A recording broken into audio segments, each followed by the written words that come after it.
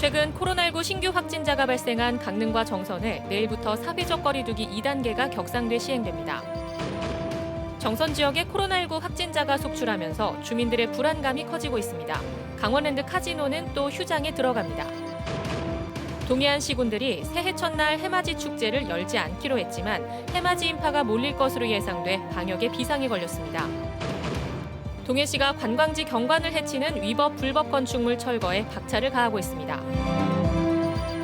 안녕하십니까. 뉴스데스크 강원입니다. 강릉시와 정선군도 내일부터 사회적 거리두기 2단계가 시행됩니다.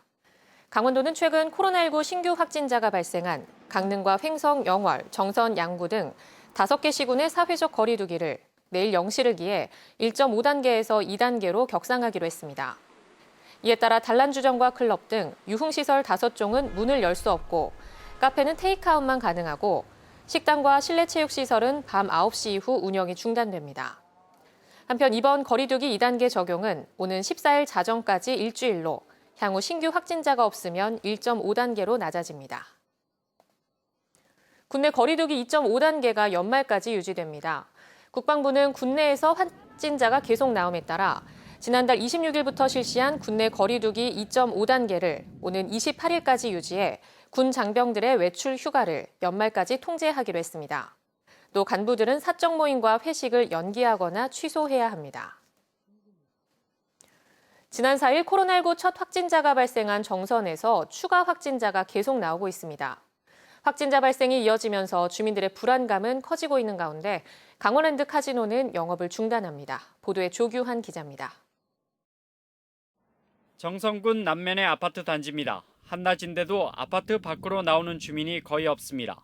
이 아파트에 사는 60대 남성이 정선 지역 4번과 6번 확진자와 접촉했다.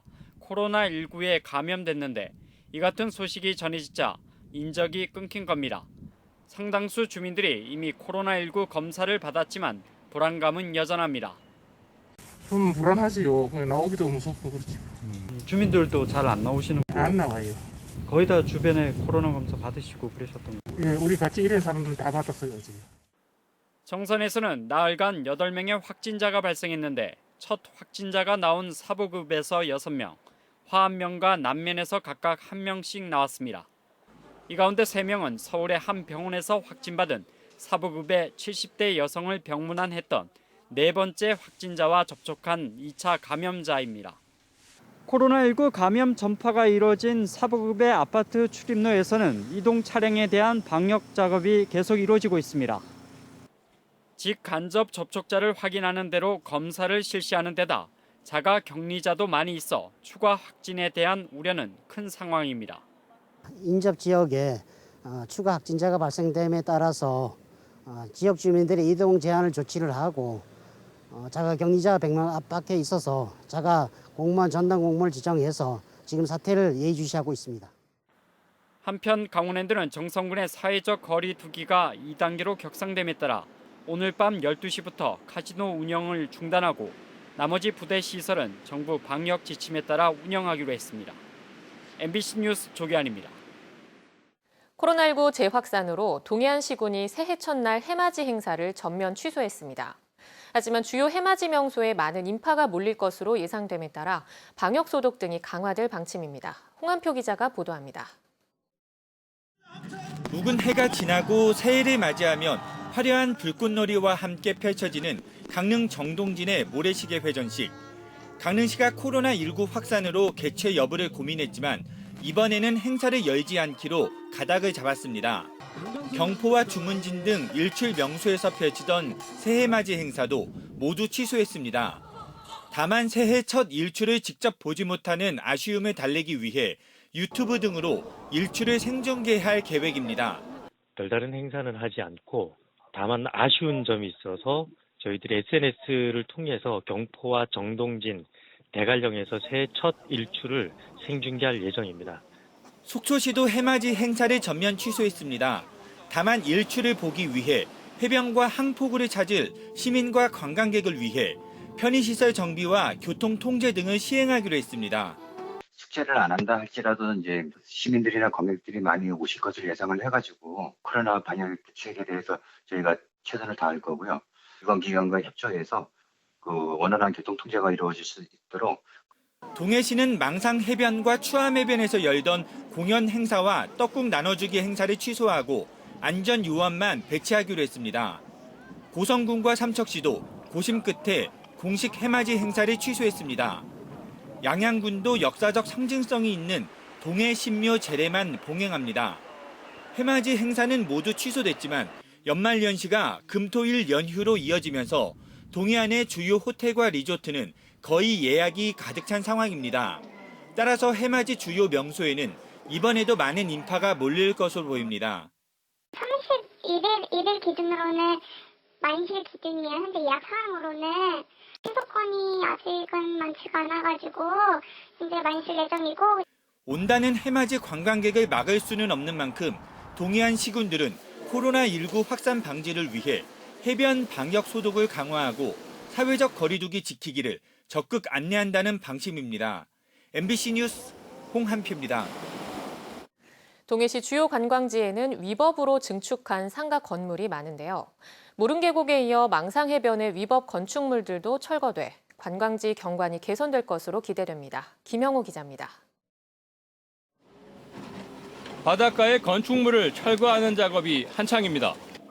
인도를 점령했던 나무 데크와 시야를 가렸던 건축물 외벽도 뜯어냅니다. 1980년대에 지어진 망상해변의 상가들은 수십 년 동안 도로와 인도를 침범하거나 건축 면적을 초과하며 위법으로 증개축됐습니다. 이처럼 위법으로 지어진 건축물들은 관광지의 경관을 해치고 안전사고 위험까지 안고 있어서 대대적인 정비가 시급한 상황이었습니다. 동해시는 상인들과 협의를 거쳐 30여 개의 위법 건축물들을 자진 철거하도록 했습니다. 정비가 이루어진 망상해변 일대에는 도로와 인도를 넓히고 관광객 휴식 공간을 마련할 계획입니다. 철거를 이제 하고 나서 거기에 맞는 조성계획을 지금 수립을 하고 있는 단계에 있습니다. 내년 성수기가 오기 전까지 조성을 완료해서 최고의 관광지로. 위법 건축물 정비 사업은 동해시 전 지역에서 꾸준히 진행되고 있습니다. 5년 전부터 무릉계곡의 위법 상가 건물 30여 개를 행정 대집행까지 벌이며 정비를 벌였는데 지난해에는 추암 해변의 위법 건축물을 강제 철거했고 내년까지 묵호항 일대 상가 주변 인도와 차양 시설을 교체하는 작업이 예정돼 있습니다. 정비를 하고 난 이후에 지속적인 관리와 새로운 이제 관광 자원을 개발하기 위한 노력이 계속되어야 할 것으로 그렇게 생각하고 있습니다. 한때 인기를 끌다 지금은 침체된 관광지들이 건축물 정비로 새로운 변신을 준비하고 있습니다. MBC 뉴스 김영호입니다. 올여름 집중호우와 장마로 유례없는 흉작을 기록한 쌀 재배 농가들이 거리로 나섰습니다.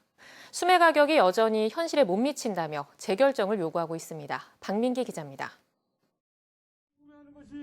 쌀 수매가에 항의하는 조합원들이 지역 농협 앞에서 시위에 나섰습니다. 지난 10월 양국은 농협이 올해 쌀 수매 가격을 40kg에 6만 6천 원으로 결정하자 참다 못한 지역 조합원들이 수매가 재결정을 요구하고 있습니다. 조합원들은 양국은 농협 쌀 수매가가 횡성과 인제를 제외한 도내 다른 시군보다 낮을 뿐만 아니라 전국 지역 농협 가운데 최하위권이라고 주장하고 있습니다. 대흉년이기 때문에 농협에서도 좀 더 손해를 보면서 쌀값 조정을 하자고 했는데 일방적으로다가 결정을 해가지고 전국 최하위에. 특히 올해는 50여일에 달하는 집중호우와 태풍으로 수확량이 30%가량 떨어져 시장 가격이 급등하고 있는데도 농협은 여전히 농민들의 희생만을 강요한다고 반발하고 있습니다. 농협은 누구를 위해 존재하는 것입니까? 양국은 농협이 경영을 잘못해서 생긴 적자를 왜 농민이 희생으로 메어야 합니까? 지역 특성상 조생종이 많은 양국은 농협은 쌀 수매가를 다른 지역에 비해 일찍 결정했고 이사회 등을 통해 충분히 의견을 반영했다는 입장입니다. 또 양국은 농협이 운영하고 있는 종합 미국 처리 시설은 전체 조합원 1,700여 명 가운데 불과 25%만 이용해 적자가 누적되는 등 수익성 악화와 형평성 문제도 내세웠습니다. 하지만 조합원들은 농민이 참여하는 심의위원회를 구성해 쌀 수매가를 재결정하고 농협교육을 요구하는 등 주장을 굽히지 않고 있습니다. 6만 6천 원이라는 터무니없는 수매가를 결정한 이사회가 뒤늦게라도 농민들의 요구를 받아들여 재결정할 것을 다시 한번 강력히 요구한다. 올 들어 처음으로 양구 지역에서 터져나온 쌀 수매가와 농협, 정부 농업 정책에 대한 농민 반발이 다른 지역으로 확산되지 않을까 우려의 목소리가 커지고 있습니다. MBC 뉴스 박민기입니다.